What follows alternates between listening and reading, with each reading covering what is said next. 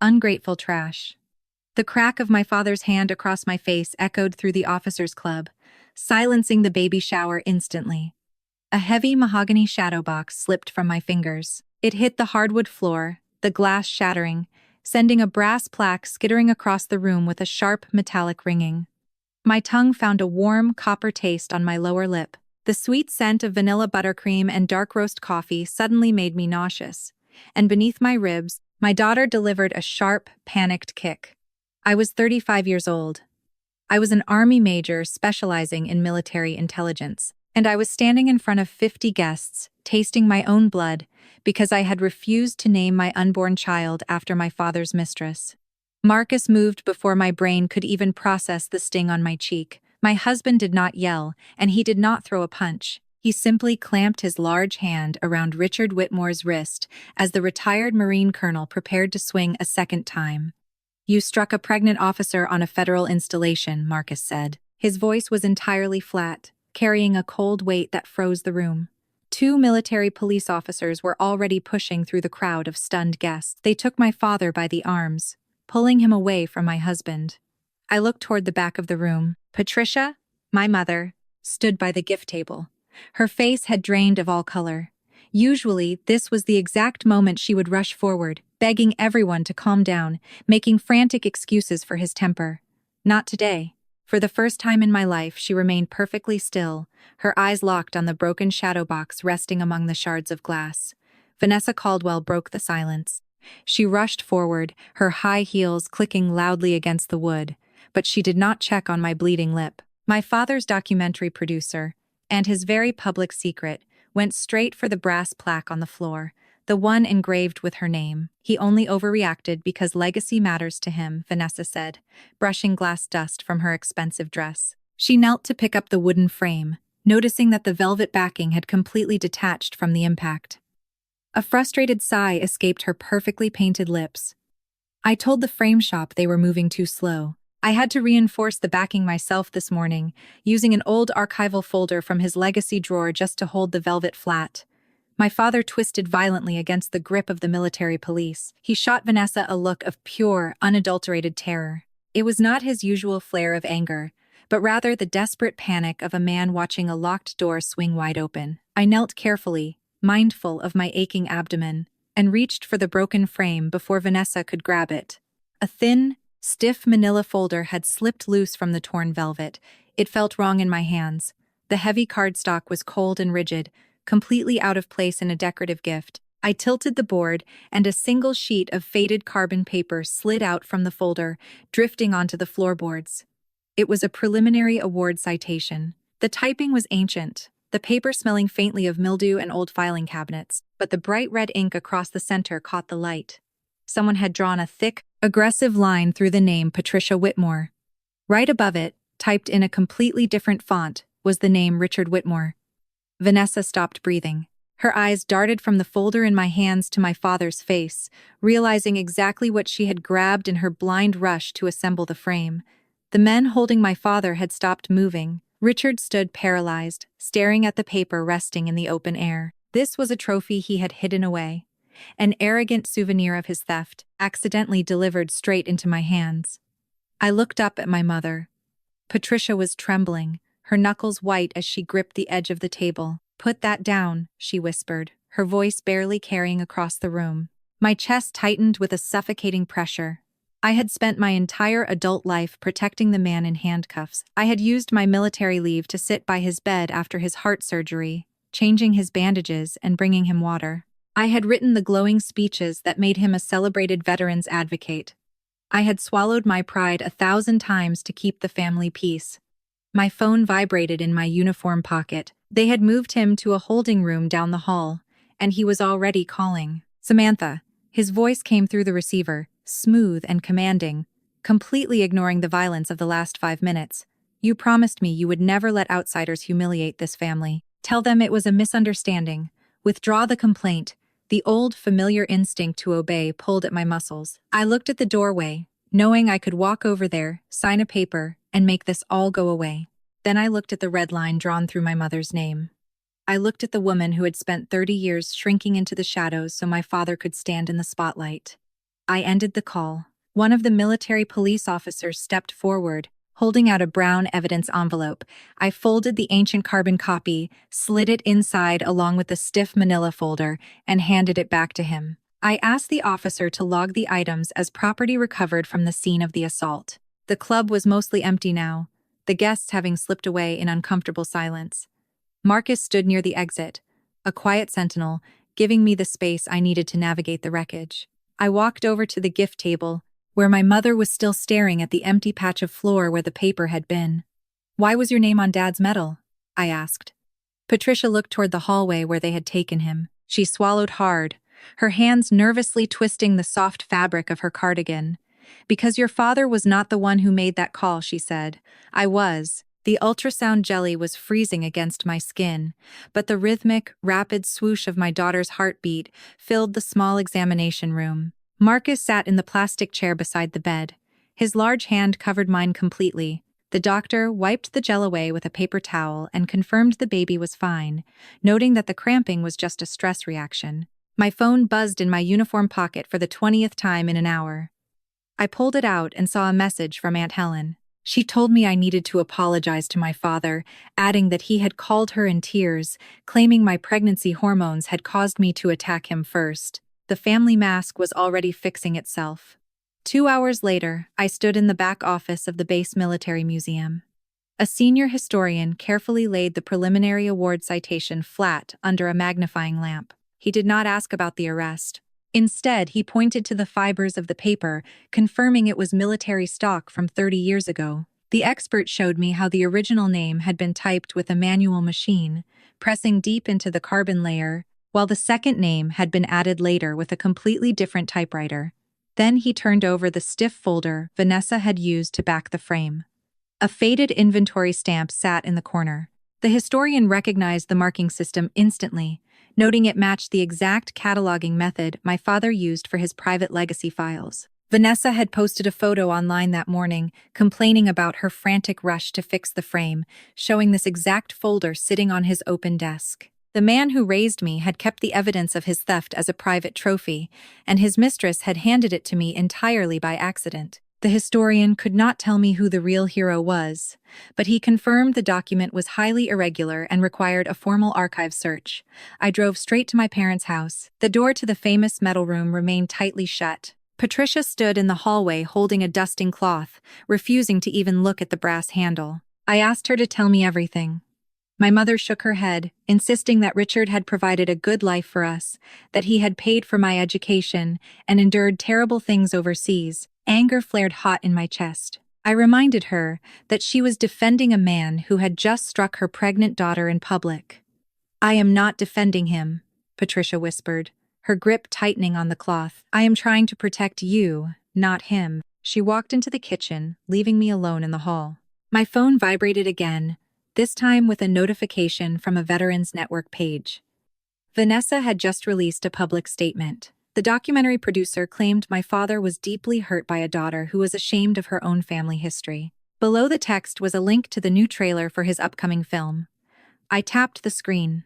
The video opened with sweeping music, and Richard sitting in a leather chair, recounting the daring helicopter rescue that made him a legend. Vanessa appeared on screen next, smiling brightly, as she bragged about saving the Whitmore archives and single-handedly building his brand. She looked incredibly confident. She wanted the world to believe she was the architect of the entire story. I closed the video, letting the audio fade out, and a strange memory surfaced.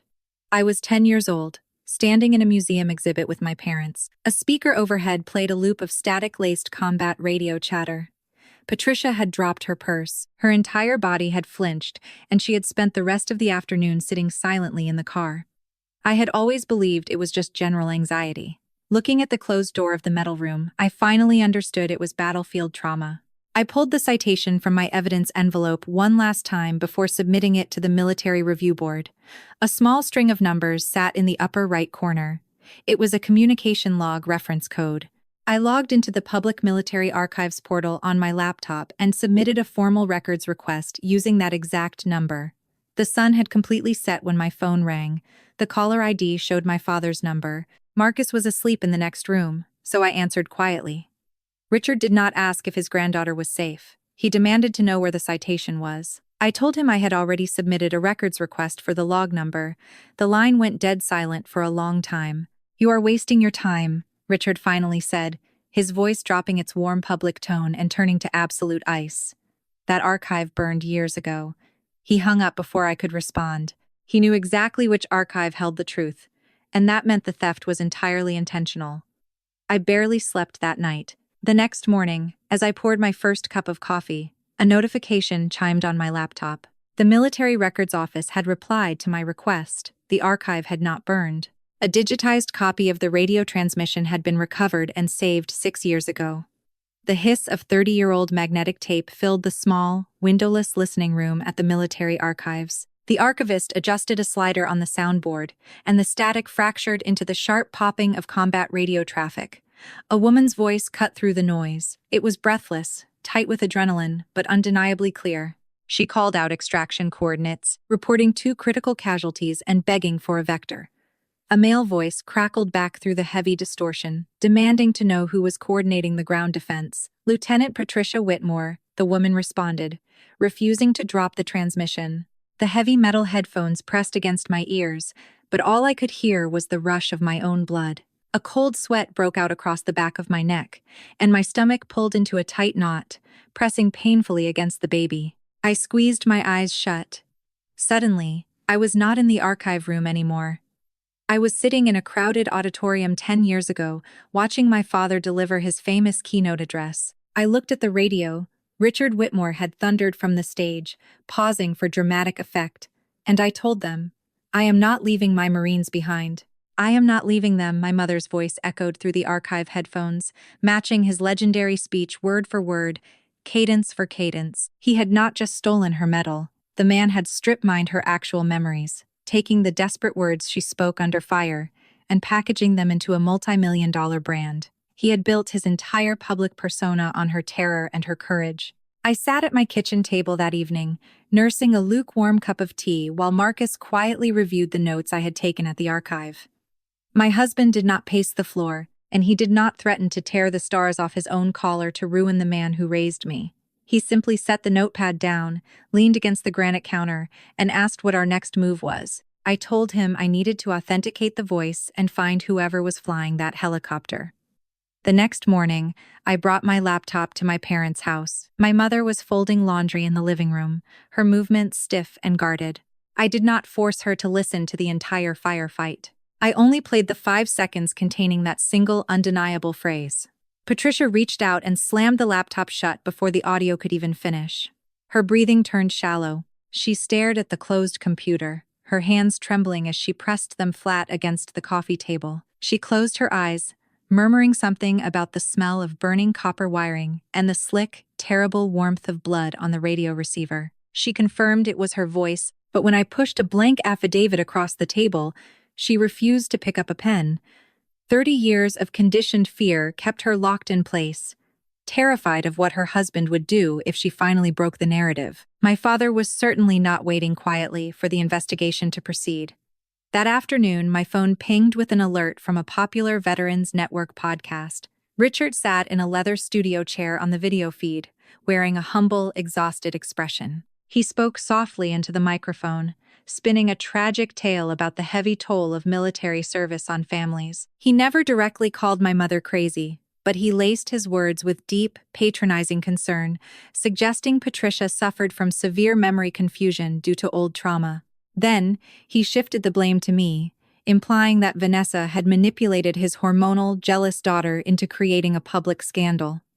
Within hours, the donation tracker for his leadership foundation surged, fueled by an audience eager to support a war hero enduring a heartbreaking family crisis. I was staring at the climbing donation numbers when the archivist sent a new email. He had managed to isolate the final seconds of the radio transmission, cleaning up the audio buried beneath heavy rotor wash. A helicopter crew chief, using the call sign Raven 2, shouted into his mic, thanking Patricia for guiding them onto the hot landing zone. It took me 3 hours of cross-referencing flight logs and old deployment rosters to attach a real name to Raven 2, Daniel Foster, a retired crew chief living in a small coastal town in Florida. My fingers felt numb as I dialed the number. The phone rang 3 times before an older man answered, his voice rough with age and cigarette smoke. I introduced myself, stating my rank and my mother's name, explaining that I was looking into the events of that specific extraction. The line went completely dead for a long, agonizing minute. I thought he had hung up, and a wave of panic washed over me. Then, Daniel exhaled a heavy breath into the receiver. I wondered when Patricia's daughter would finally ask what your father did after we landed, he said. The silence on the line stretched out, heavy and thick, before Daniel Foster finally cleared his throat.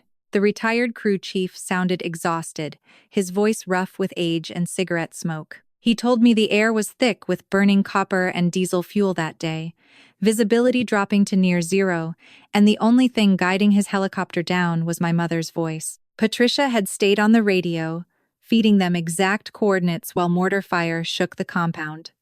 I asked where my father was during the extraction.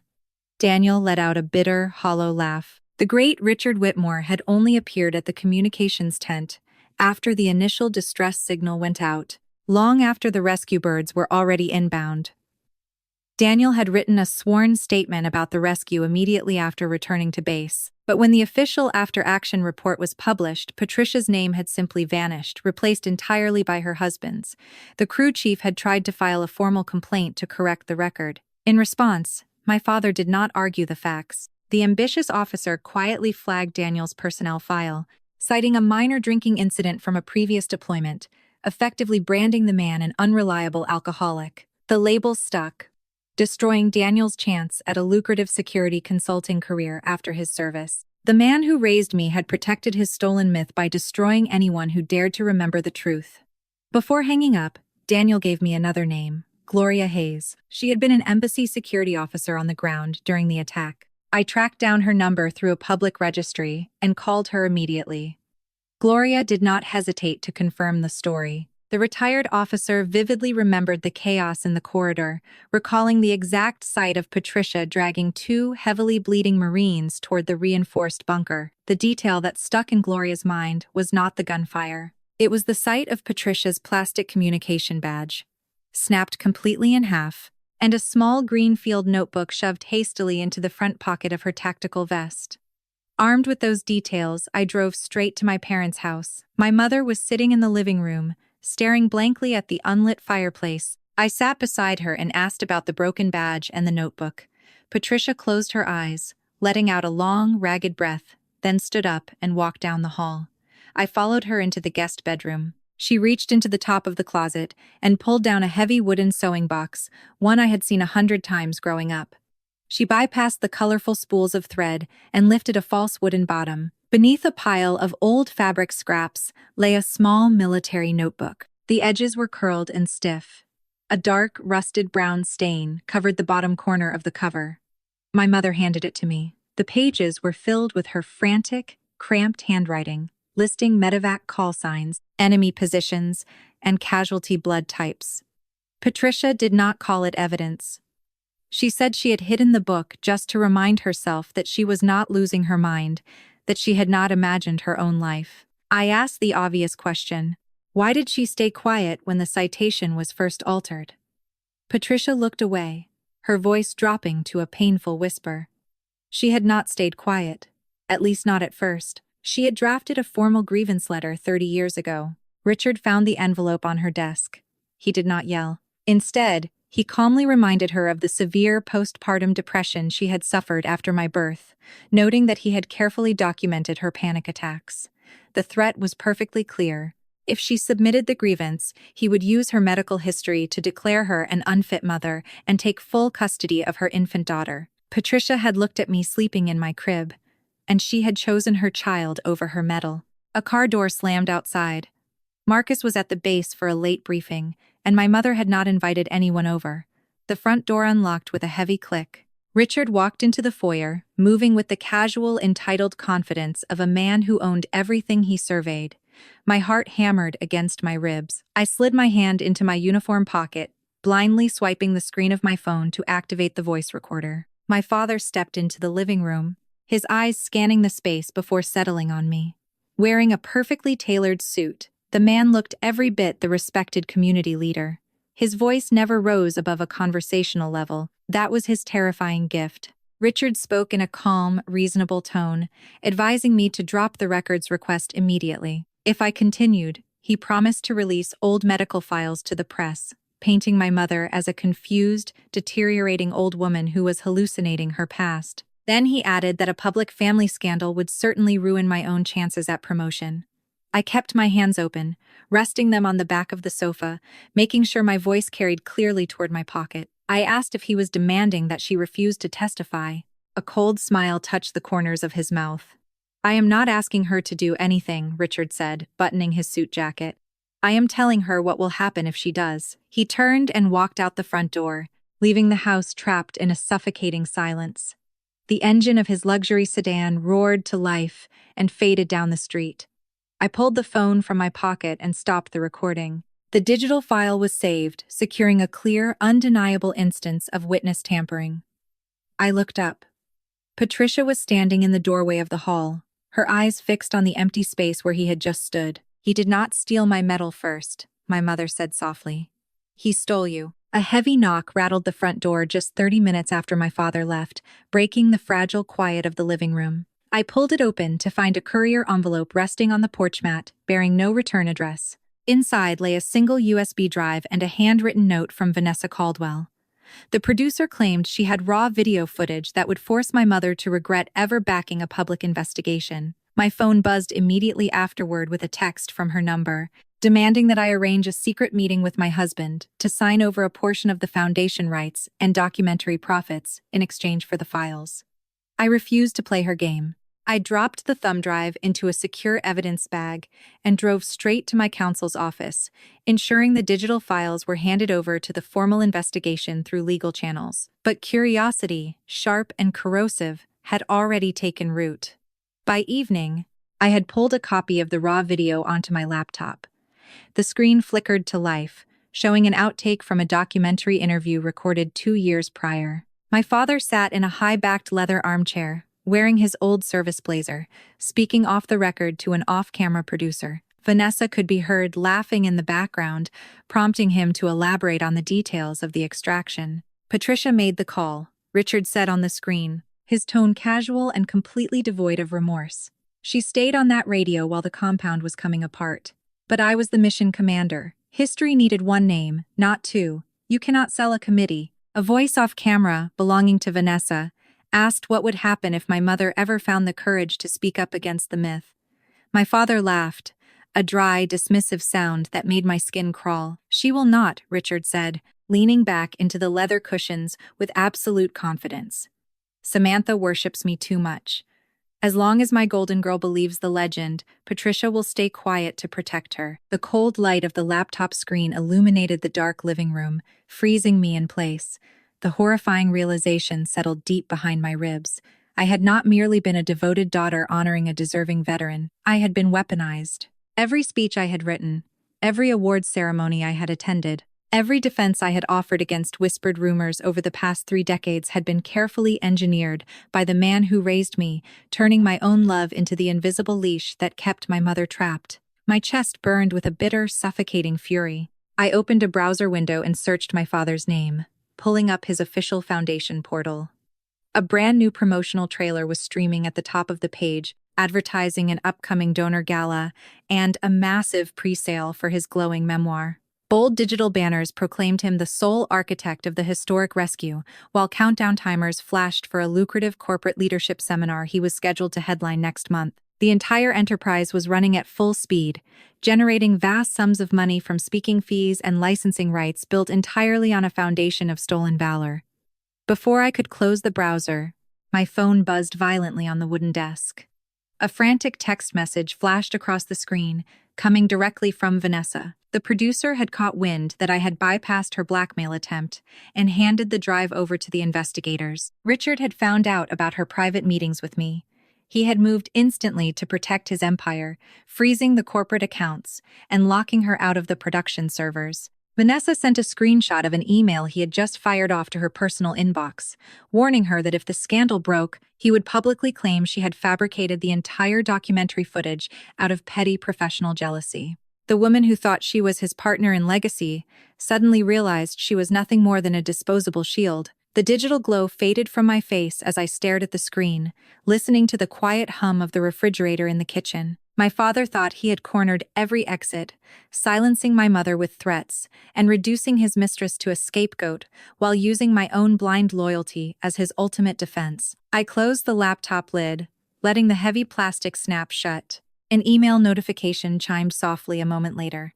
I opened the message and saw an official notice from the Military Review Office, delivered just before midnight. My father had formally submitted a brand new sworn declaration to the board, doubling down on his defense by officially claiming that my mother had actually abandoned her post in cowardice during the final minutes of the extraction, and alleging that her current testimony was merely the tragic symptom of a rapidly deteriorating mind. The cold light of the computer screen spilled across the kitchen table, illuminating the official text of the sworn declaration my father had just filed.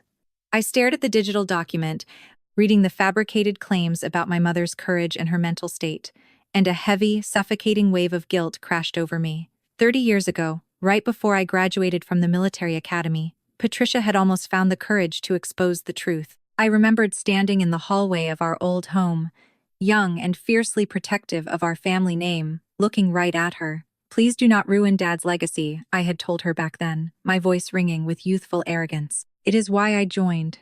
Standing in the quiet kitchen now, the memory hit me like a physical blow. Those exact words had served as the anchor that forced my mother back into silence, chaining her to a lie for decades. I dropped my face into my hands, the realization burning behind my eyes. Patricia walked quietly into the kitchen, stopping just short of the table. She looked down at the open laptop screen, then up at me, seeing the absolute devastation written across my face. I opened my mouth to apologize, letting the words spill out in a broken rush, taking full blame for keeping the cycle alive. My mother did not offer cheap comfort or rush to absolve me. She stepped closer, her hands resting calmly on the edge of the wood. "You were a child raised by a man who taught you how to worship him," Patricia said, her voice steady and soft. "He designed you to believe his version of the world. But you are a grown woman now, and the choice you have to make is what kind of world you are going to leave to your own daughter." The words cut through my grief, grounding me instantly. Before I could answer, Marcus walked into the room, holding a printed summary from the federal investigator assigned to our case. My husband looked tired, his jaw tight with suppressed anger, but he respected my boundaries and did not try to make the decisions for me. The investigator had reviewed the new sworn declaration my father submitted to the board. The document was an absolute legal disaster for him. Attached to the filing was a formal report bearing the signature of a senior officer who had actually passed away 3 full months before the metadata indicated the digital file was created. My father had become so desperate and arrogant that he had fabricated evidence using a dead man's signature, committing a blatant federal crime in the process. Before we could fully process the investigator's findings, my phone chimed with an incoming message. It was a direct text from Richard. The man was still trying to negotiate from a position of absolute control. He offered to drop all the petty disciplinary statements he had filed against me at the officers' club, pay for the entire nursery setup, and restore normal family relations under one strict set of conditions. I had to immediately halt all records requests. My mother had to agree never to sign a formal affidavit, and my unborn daughter had to carry Vanessa as her middle name. Even while facing ruin, he still viewed my child as a trophy to secure his legacy. Marcus watched me read the screen, a muscle ticking in his cheek. I looked up at my husband, feeling a cold, calm clarity settle over my mind. "Tell him I need time to think about it," I instructed quietly. "Tell him I might even help him manage the documentary fallout so we can avoid a total public collapse." Marcus understood the strategy instantly, offering a tight, grim nod. I was putting on the mask of the dutiful daughter once again, giving my father the false sense of security he desperately craved. By making him believe he had successfully pulled me back into his orbit, I would lead him straight into the trap he was building for himself. We would not manufacture a single crime or steal a single file. We would simply step back and let his own corporate greed, fabricated documents, and witness tampering accumulate until the weight crushed him. Patricia stood quietly by the window, watching the streetlights flicker on outside. When I explained the plan, she did not hesitate. She walked over to the desk, picked up a pen, and signed her name at the bottom of her very first formal affidavit detailing the rescue and the decades of intimidation that followed. She sealed her original field notebook inside a heavy manila envelope, handing it over to be logged into official evidence custody. A sudden, gentle movement shifted against my ribs. My daughter offered a soft kick from within, reminding me exactly who we were fighting for. I placed my hand over my belly, looking straight into my mother's eyes. "She is going to know your name before she ever hears his story," I promised. My phone buzzed against the table a moment later, cutting through the silence of the room. I picked it up and saw a new text message flash on the screen. It came directly from my father, addressed to Vanessa, but accidentally copied or forwarded through a shared administrative link he had forgotten to sever. "Samantha is back on our side," the message read. "Delete Patricia from every early cut before the banquet." Before the text could disappear from the preview screen, a secondary notification popped up on my phone. Vanessa had received the exact same command, and instead of following his orders, she had captured a full digital screenshot of the instruction, saving the proof of his conspiracy before quietly forwarding it straight to my inbox. The heavy oak doors of the private metal room seemed colder than usual when I stepped back inside.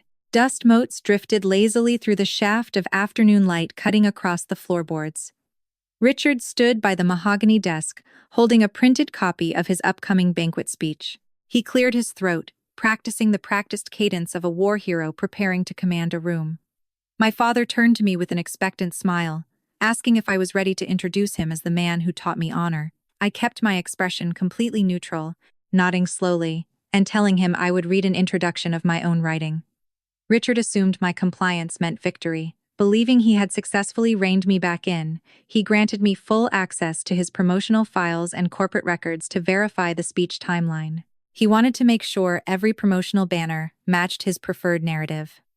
I spent the next 2 hours quietly copying every contract draft, donor list, promotional invoice, and financial ledger he left exposed on the desk, securely transferring the digital evidence directly to our counsel.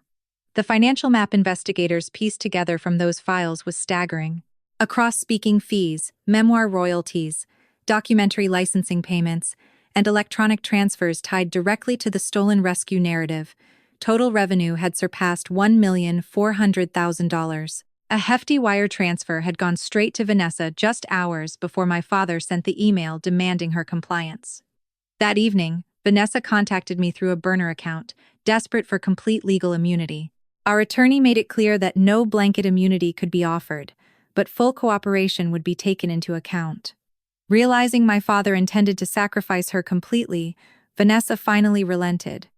She surrendered her encrypted cloud backup, her personal email archives, and her encrypted payment ledgers. The following afternoon, during a final rehearsal in the study, my father laid bare the cold mechanics of his deception. He leaned against the bookshelf, waving a hand dismissively as he explained why nuance had no place in public relations. "Audiences do not pay for nuance," Richard said, his voice dripping with absolute arrogance. "They pay for one hero." Patricia was always far too emotional to carry a story like that. I stood silently near the doorway, letting him speak while my phone rested inside my jacket pocket, its audio recorder capturing every calculated word. Suddenly, a sharp, white-hot pain twisted across my lower abdomen. The intense stress of the past few weeks had triggered a severe Braxton Hicks contraction, causing my breath to catch in my throat. I doubled over slightly, gripping the edge of the wooden table. Richard frowned in annoyance, annoyed that my physical pain was interrupting his speech rehearsal. He stepped closer, asking sharply if I could just hold the baby together until after the upcoming banquet was finished. The words hung in the air, cold and unforgiving, cementing the reality that he viewed both his daughter and his unborn granddaughter as mere instruments, meant to serve his public image. Marcus arrived a few minutes later to drive me to the base clinic. The doctor checked our vitals, confirmed the baby was safe, and strictly ordered 2 days of absolute bed rest. Yet, sitting in the sterile examination room, I knew I could not stop. The evidence package was already sealed and delivered into the hands of federal investigators. The lead investigator had looked over the files and confirmed that no entrapment was necessary. Probable cause for wire fraud, false official statements, obstruction of justice, and witness tampering was already fully established. My job was simply to show up at the grand banquet and let my father step right into the trap he had spent decades building. My phone buzzed on the hospital bedside table late that night. A final file notification popped up from Vanessa, completing the digital transfer of her encrypted cloud backup. The title of the very first audio file stared back at me from the screen, perfectly clear and unedited. Patricia original interview never use. The grand ballroom of the officers' club hummed with the bright, artificial energy of a celebration built on a foundation of sand. Chandeliers caught the light, casting a brilliant glow over hundreds of veterans, donors, and local dignitaries who had gathered to honor the legendary Richard Whitmore. On the raised platform at the front of the room, the repaired mahogany shadow box sat proudly beneath a spotlight. The polished brass plaque bearing Vanessa's name remained firmly attached to the lower frame, a silent testament to the arrogance that blinded the man who raised me. Standing just behind the heavy velvet curtain near the stage entrance, my mother adjusted the frayed edge of an old communication badge pinned to her dress, her fingers trembling slightly against the fabric. My turn to speak arrived, and I stepped out from behind the curtain, walking slowly toward the mahogany podium as the applause swelled around the hall. I looked out over the sea of faces, letting the familiar cadence of my father's public teaching guide my opening words. My father taught me that a name can outlive a body, I said into the microphone, my voice steady and clear. A murmur of approval rippled through the front rows. Richard beamed from his seat at the center table, nodding proudly as he waited for the expected praise of his legacy. I paused, letting the silence stretch for a heartbeat before changing direction entirely. He also taught me what happens when the wrong name is placed on the right woman's courage, I added. Before the audience could process the shift, the massive projector screen behind the podium flickered to life. The glowing portrait of my father vanished, replaced instantly by the faded image of the preliminary award citation, showing the thick red ink slashing directly through my mother's name. I did not subject the crowd to a long montage. Instead, I reached down and triggered a clean audio file through the sound system. The harsh static of combat radio filled the room, followed immediately by my mother's voice clearly coordinating extraction coordinates and refusing to abandon 2 wounded Marines. Daniel Foster and Gloria Hayes stood up from their seats in the middle rows, their presence confirming to everyone in the hall that they had witnessed the event firsthand. The room fell into a heavy, suffocating silence. Without giving the crowd a chance to recover, I switched to the raw video interview file extracted from Vanessa's backup. My father's face appeared on the giant screen, looking back at the assembly. Patricia made the call. The recording of Richard echoed across the silent ballroom. But I was the mission commander. History needed 1 name, not 2. Then came the second clip, capturing his smug expression as he spoke directly about me. Samantha worships me too much. The recorded voice of the man who raised me filled the space. I turned my head away from the glowing screen and looked directly down at the center table. My father sat frozen, the mask of the war hero shattering completely under the weight of his own captured words. Patricia walked out from behind the curtain, stepping onto the stage into the bright glare of the spotlight. She did not deliver a grand, rehearsed speech or attempt to command the room with theatrics. I was there, my mother said simply, her voice carrying an unyielding strength that needed no amplification. I did my duty, and he convinced me silence was the price of keeping my child. Panic finally overtook my father's composure. Richard shoved his chair back, shouting that my mother was confused and that I was an ungrateful child manipulated by a jealous rival. He lunged toward the stage, screaming for the technicians to kill the projector and swearing that Vanessa had fabricated every piece of digital media playing across the screen. The side doors of the ballroom pushed open. Vanessa walked in, flanked by her legal counsel, carrying a certified digital tablet containing the unedited cloud backup that proved the origin of every file. Richard spun around. Realizing his mistress had completely abandoned him, he reached blindly for the shadow box resting on the podium, trying desperately to tear the papers apart with his bare hands. Marcus stepped forward, placing a solid hand in front of Patricia to block any further movement without throwing a single punch. Federal agents and military law enforcement officers moved smoothly through the crowd, closing the distance around the stage with quiet authority. They did not need an angry mob or a spontaneous riot. They held valid federal warrants signed hours before the banquet began. The lead agent placed cold steel handcuffs around my father's wrists, reading off the charges of wire fraud, false official statements, and obstruction of justice. Vanessa stood near the entrance, watching the arrest with a look of desperate relief, believing her cooperation would grant her immediate freedom. Another federal agent stepped up to her, placing a second pair of cuffs around her wrists. The agent informed her that while her cooperation would be formally noted by the court, she was still under arrest for conspiracy, fraudulent proceeds, and obstruction. Vanessa stared at Richard in horror, finally understanding that the emergency statement he had drafted earlier was designed to paint her as the lone mastermind behind the entire scheme. As the officers led my father down the center aisle past the stunned crowd, he stopped, turning his head for one final attempt at control. "Without my name, you are nothing," Richard spat, his eyes fixed on me with pure venom. I looked down at the woman standing beside me, then met his gaze without flinching. "Then watch what Mom becomes without yours," I answered. The federal prosecutor sat across the conference table, laying out the charges in plain, sharp language that cut straight through any remaining illusions. The public spectacle at the officers' club and the initial physical altercation were minor pieces of a much larger puzzle.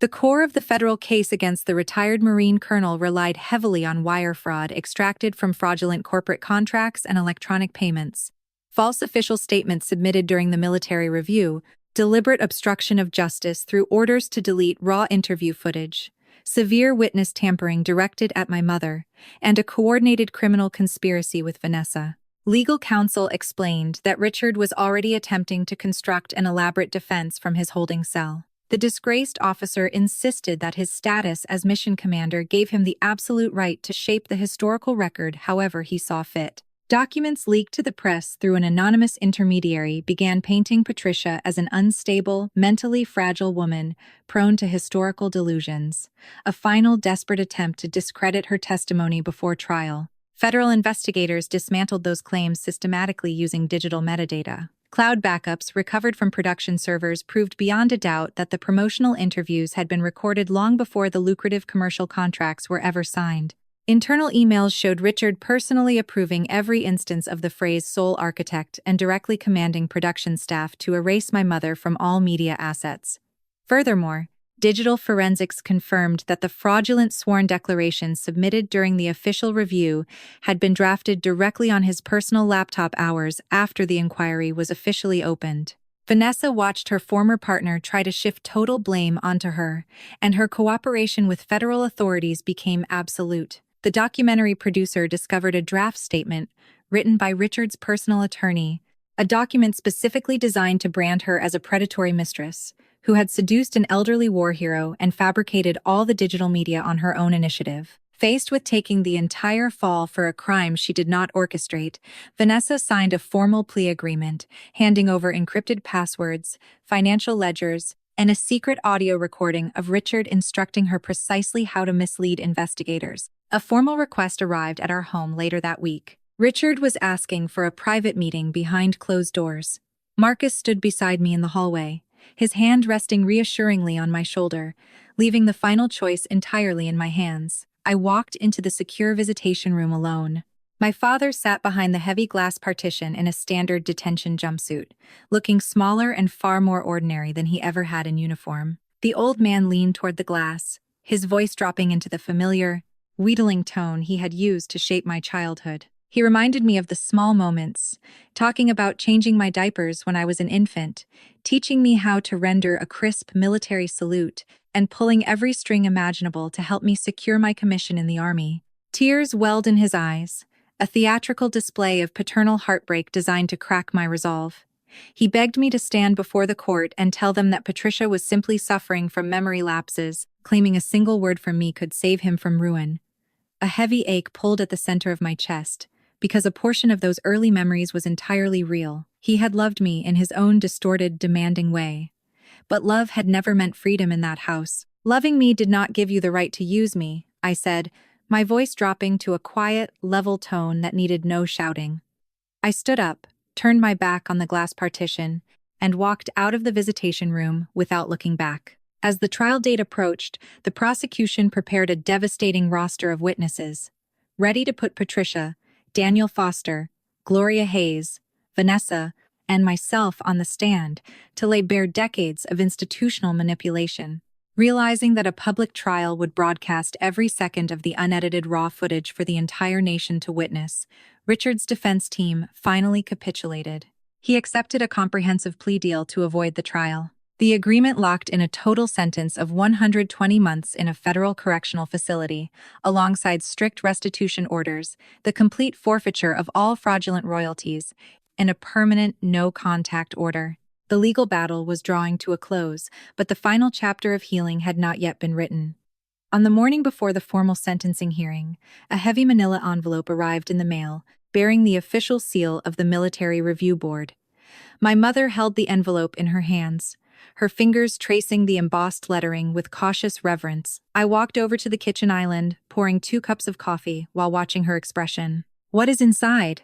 I asked softly.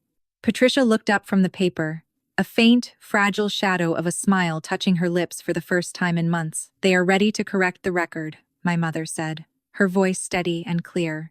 "But first, I have to face him in court." The courtroom fell into absolute silence as the prosecution played a very brief snippet of the old radio transmission, placing it directly beside the digital email where Richard commanded the deletion of my mother's name. The attorney emphasized that the colonel had not merely told a single lie decades ago and let it rest.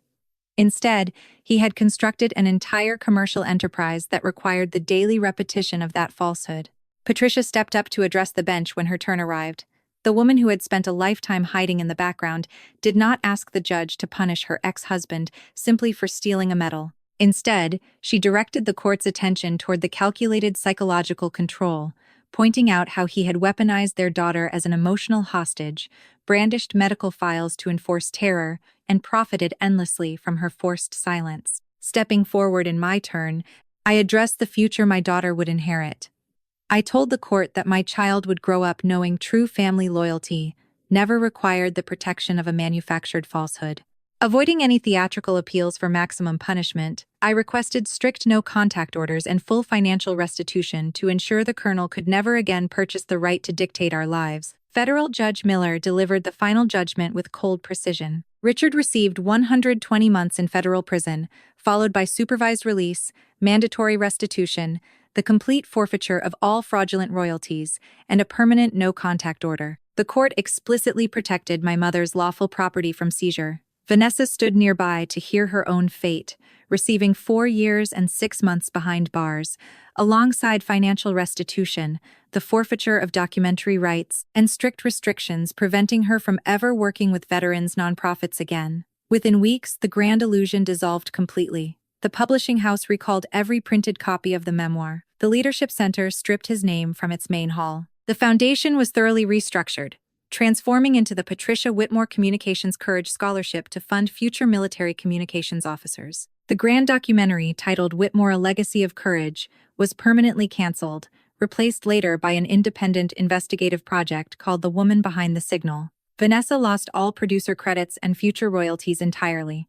Approximately 1 year later, the Military Review Board officially finalized the correction of records. Patricia stood proudly during a quiet, private ceremony on the base, wearing her uniform as she accepted a formal commendation. She looked out over the small gathering of supporters and spoke the words she had been denied for decades, stating simply that she had been there, she had done her duty, and she was no longer ashamed to say so. By then, my daughter had finally arrived in the world, safely wrapped in our arms, and named Patricia Grace Reed. I spent an afternoon crafting a brand new shadow box to hang in the hallway, filling the velvet interior with the officially corrected citation, an authentic communication badge, and a warm photograph of my mother holding her granddaughter.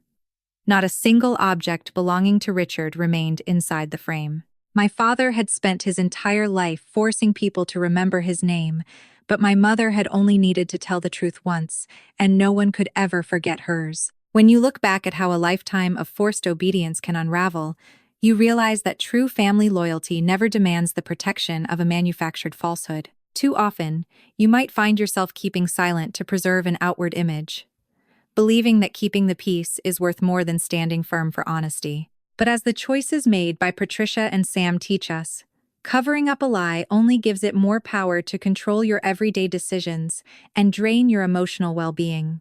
A prestigious title, a successful career, or a grand public status built on stolen courage will always collapse when it finally faces the unyielding weight of accountability. You must remember that a real legacy is never something you force others to repeat through fear, intimidation, or psychological manipulation. Instead, it is the quiet, enduring strength of reality that remains standing tall long after every convenient illusion is completely stripped away. When you choose to stop carrying the exhausting burden of someone else's deception, you finally open the door wide for true justice, personal healing, and genuine self-respect. You learn that honoring your own integrity and giving a powerful voice to those who were wrongfully silenced is infinitely more important than protecting a false crown. As this story powerfully reminds you, your father may have spent his entire life forcing people to remember his name, but your mother only had to tell the truth once, and no one could ever forget hers. Think about your own life, your personal boundaries, and the relationships you hold dear. Have you ever felt pressured to cover up a wrongdoing just to keep the peace? And how did you finally find the inner courage to let the truth come to light?